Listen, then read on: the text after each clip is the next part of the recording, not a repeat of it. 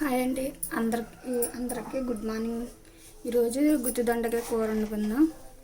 ముందుగా దొండకాయలు ఇలాగా 4 ముక్కల కింద చీరుకుని చీరుకుని ఉంచుకోండి. ఉల్లిపాయ పేస్ట్ మిక్సింగ్ చేసుకుందాం. ఆనియన్ పేస్ట్ వేసుకున్నాం కదా, ఇందులోకి కారం,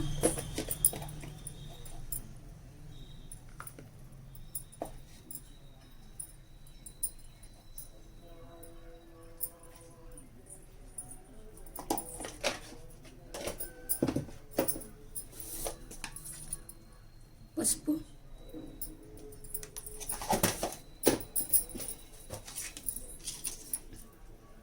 సాల్ట్ సరిపడినంత ఇప్పుడే వేసేసుకోండి, మళ్ళీ తర్వాత కలవదు కదా. అందుకని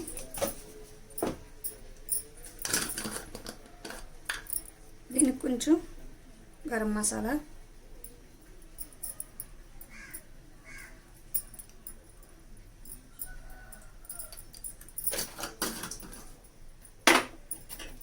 కొద్దిగా అల్లం వెల్లుల్లి పేస్ట్ అండి. ఇవి ఎన్నో తక్కువే కదా, అందుకని కలిపేసుకుందాం.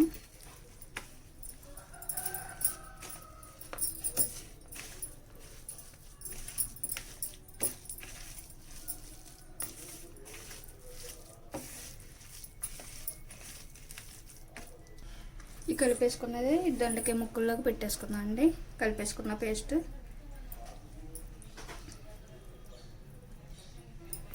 ఇలాగా.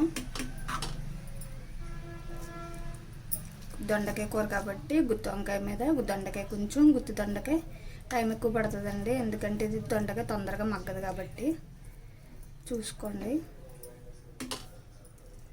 ఇలాగ అన్నీ ఫిలప్ చేసుకున్నాం.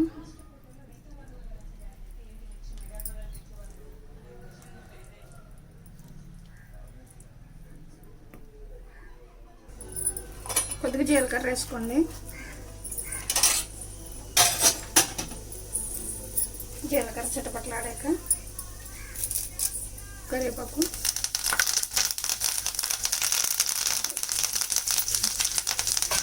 ఇప్పుడు దొండకాయలు వేసుకున్నాం. ఇలా మసాలా పెట్టిన దొండకాయలు ఉన్నాయి కదా, ఇవి వేసేసుకున్నాం.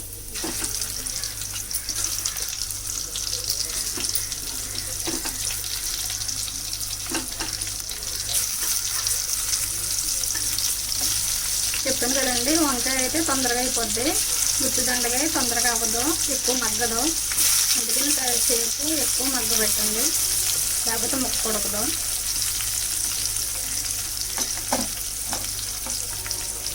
మూత పెట్టేసుకున్నాం 10 నిమిషాలు. మూత తీసిన తర్వాత ఒకసారి అటు ఇటు కలపండి. మనం మసాలాగా టేసాం కాబట్టి ఎక్కువ అడుగంటేస్తూ ఉంటాయి. ఆయిల్ ఎక్కువే ఉండాలండి దీనికి, లేకపోతే మగ్గదు.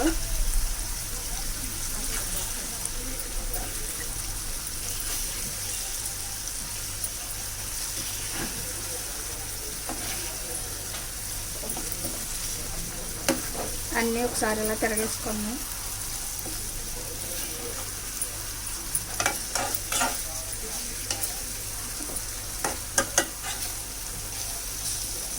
ఇది మా ఇంట్లో నేను మా వారు చెప్తే ఎవరు తినరండి, ఎందుకంటే మా పిల్లలు దొండకాయ ఫ్రై తింటారు కానీ గుత్తి దొండకాయ గట్రా తినరు.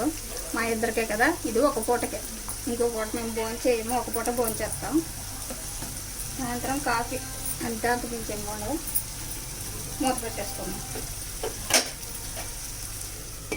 ఒక 5 మినిట్స్.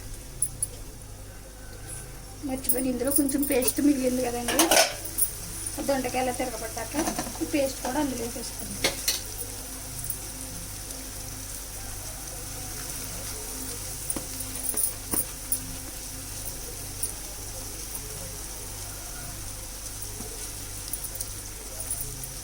అంటే ఆనియన్ పేస్ట్ కదా, కొంచెం మగ్గుతూ ఉంటుంది.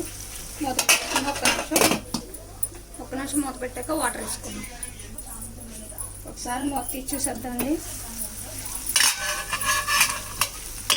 ఇందాక మీద దొండకాయ కొంచెం వేగింది కదా, ఒకసారి కదిపి అడిగంట వస్తుంది కాబట్టి ఒక్కసారి కదిపేసి